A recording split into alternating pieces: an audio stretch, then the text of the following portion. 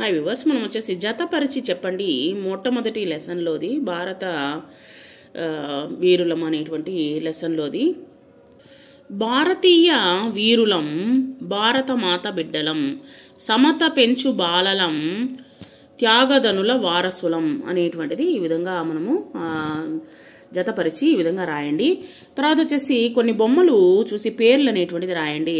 అక్కడ బొమ్మలు వచ్చేసి నెమలి, పలక, అమ్మ ఒడి, కుండ, ఊయల అనేటువంటిది ఉన్నవి.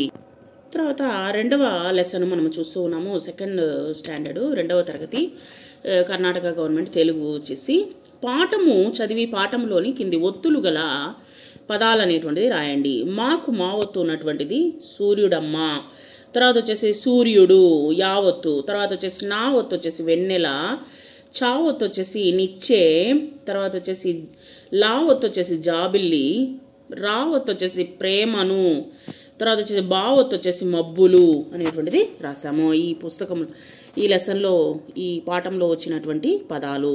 తర్వాత వచ్చేసి క్రింది పదాలను జతపరచండి. లడ్డూలు తింటాం, బొమ్మలు గీస్తాం, కథలు వింటాం, ఆటలు ఆడుతాం, పాటలు పాడుతాం అనేటువంటిది జత చేయండి.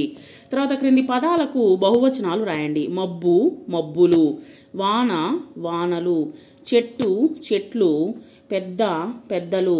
ఈ పదాలు రాసి వాడి సొంత వాక్యాలు అనేటువంటిది రాయండి. ఎండ వేసవి కాలంలో ఎండలు ఎక్కువగా ఉంటాయి. వాన వాన పడటానికి ముందు నెమలి పురి విప్పి నాట్యం చేస్తుంది. వెన్నెల పౌర్ణమి రోజు చందమామ వెన్నెల అందంగా ఉంటుంది.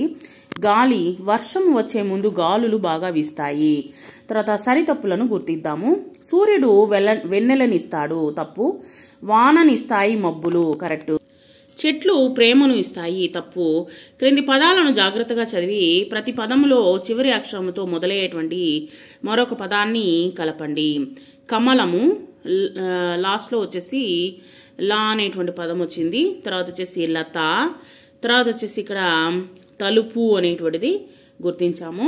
తర్వాత వచ్చేసి క్రింది వాటి రుచులు తెలపండి. ఇక్కడ వచ్చేసి మిరప వచ్చేసి కారంగా ఉంటుంది, మిరపకాయ వచ్చేసి కారంగా ఉంటుంది. జిలేబీ వచ్చేసి తీయగా ఉంటుంది, తీపిగా ఉంటుంది.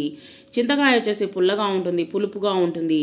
కాకరకాయ వచ్చేసి చేదుగా ఉంటుంది. ఉసిరికాయ ఒగరుగా ఉంటుంది, తీపిగా ఉంటుంది, పులుపుగా 3 వర్ణాలతో కలిగి ఉంటుంది.